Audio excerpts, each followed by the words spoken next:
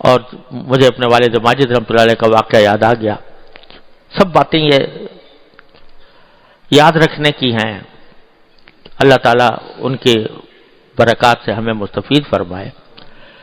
میرے والد ماجد قدس اللہ تعالیٰ سرہ، اللہ تعالیٰ ان کے درجات بلند فرمائے، ایک مرتبہ فرمانے لگے کہ میں جب روضہ اقدس پر حاضر ہوتا ہوں تو لوگ تو بالکل معاہد شریف کی جو جالیاں ہیں، جالیوں کے قریب تک پہنچ جاتے ہیں اور جا کر وہاں سلام عرض کرتے ہیں. مجھے آگے بڑھنے کی ہمت نہیں ہوتی. تو ہمیشہ میں نے دیکھا والد ماجد کو کہ وہ روضہ شریف کے سامنے جو ایک ستون ہے، اس ستون کے ساتھ کھڑے ہوتے تھے. آگے اور لوگ ہوتے تھے، پیچھے کھڑے ہوتے تھے. تو فرمانے لگے کہ ایک دن کہ مجھے اپنے دل میں خیال آیا کہ دیکھو یہ لوگ کتنے خوش نصیب ہیں کہ ان کو بالکل حضور اقدس صلی اللہ علیہ وسلم کی جالیوں کے پاس تک جانے کی جرت ہو جاتی ہے اور وہاں جا کر سلام عرض کرتے ہیں. میرے قدم آگے نہیں بڑھتے،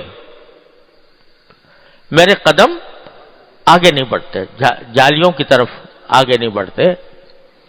تو میں سوچتا تھا کہ یہ ایک میری شاید سنگ دلی کی علامت ہے، قساوت قلب ہے کہ میں آگے بڑھنے کی ہمت نہیں پاتا.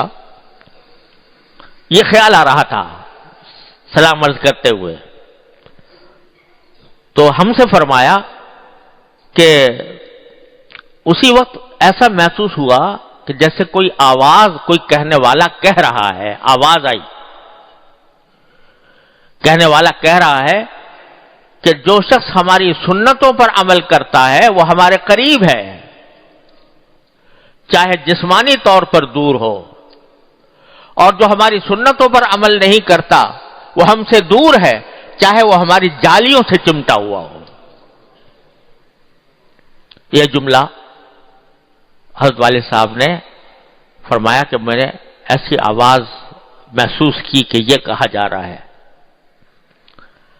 نہیں بلکہ اس میں یہ تھا کہ کہہ دو، یعنی لوگوں سے کہہ دو کہ جو ہماری سنتوں پر عمل کرتا ہے وہ ہمارے قریب ہے، چاہے دور ہو، اور جو ہماری سنتوں پر عمل نہیں کرتا وہ ہم سے دور ہے، چاہے ہماری جالیوں سے چمٹا ہوا ہو.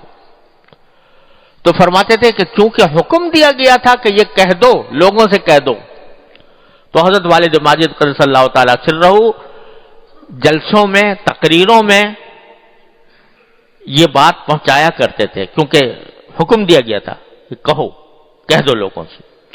لیکن اپنا نام نہیں لیتے تھے، بلکہ یہ فرماتے تھے کہ ایک زائر کو جو رسول کریم سرورت عالم صلی اللہ علیہ وسلم کے روضہ اقدس پر حاضر ہوا تھا، اس کو یہ آواز آئی، ایک زائر کو یہ آواز آئی.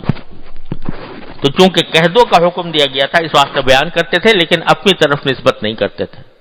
ہمیں ذاتی طور پر بتایا کہ یہ خود ان کے ساتھ یہ واقعہ پیش آیا.